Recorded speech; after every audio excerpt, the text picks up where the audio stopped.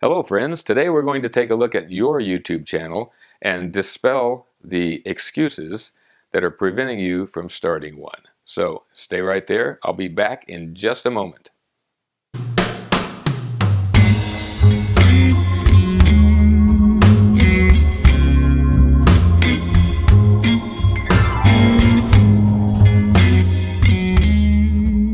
Alright, if you've been keeping up with my YouTube basic training series, you have sat with me while we talked about what your channel could be about, what it should be about based on your skills and talent. We've talked about your channel branding, we've talked about what type of channel to create, we've talked about your logo, your channel banner, all of that stuff. We've even talked about how to put a video together, all of the elements. But something is still holding you back, and you needn't be afraid. It's perhaps a lack of skill, a lack of experience in using a camera or editing a video. Don't let that stop you. We're going to take a look, we're going to take a step back and look at the bigger picture and explain why none of that really matters. Alrighty, we've taken a step back and we are now looking at the bigger picture. I just wanted to use that terminology to show you the difference briefly, even though that's not what this video is about. We were previously shooting with the Canon Nifty 50, but now we have switched to the 10 by 18 or 10 to 18 ultra wide zoom lens. And as you can see, it gives you a much wider field of view. So let me get back to the topic of the video. We are going to look at one of my earliest videos, and you're going to see how horrible and how terrible it really was at that point.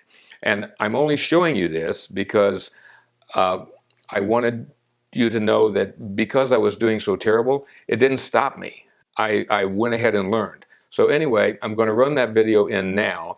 I'll have something to say about it later, after it's over with, toward the end of the video. But I will put in some notations on the screen of all of the bad junk that's in there. And you can take a look at it, and hopefully by watching it, it'll help you when you start making your first videos. It'll help you avoid those newbie errors.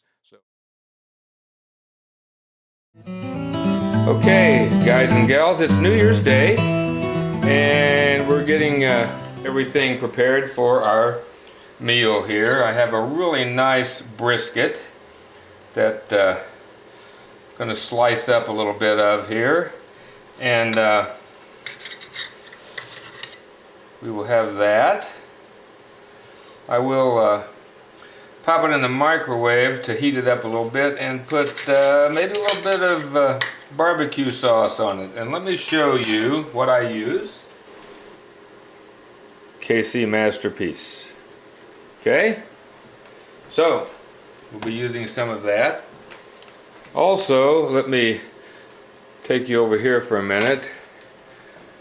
As you may know, you're supposed to eat black-eyed peas on New Year's Day, and we've got a nice little pot of those simmering away.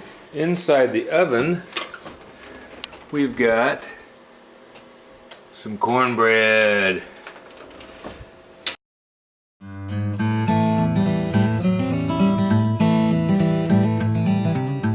And there we go, some barbecued brisket, fresh oven baked cornbread, a couple of cucumber slices, and the traditional New Year's Day black-eyed peas, plus a glass of iced tea with lemon. So I'm gonna go eat this. You guys do whatever you want.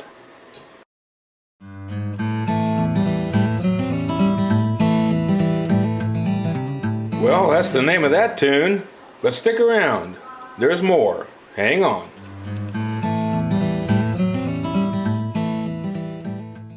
Okay, we were at Price Chopper and noticed that they had a product called Dreamies cream-filled cakes. They look mysteriously similar to my favorite, which they don't make anymore, Twinkies.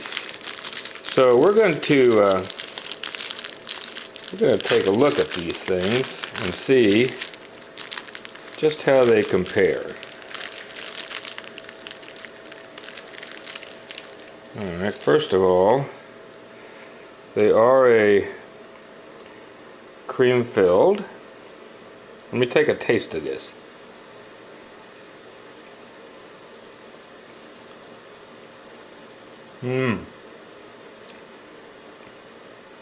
Not exactly like a Twinkie, but closer to a Twinkie than anything you can get these days.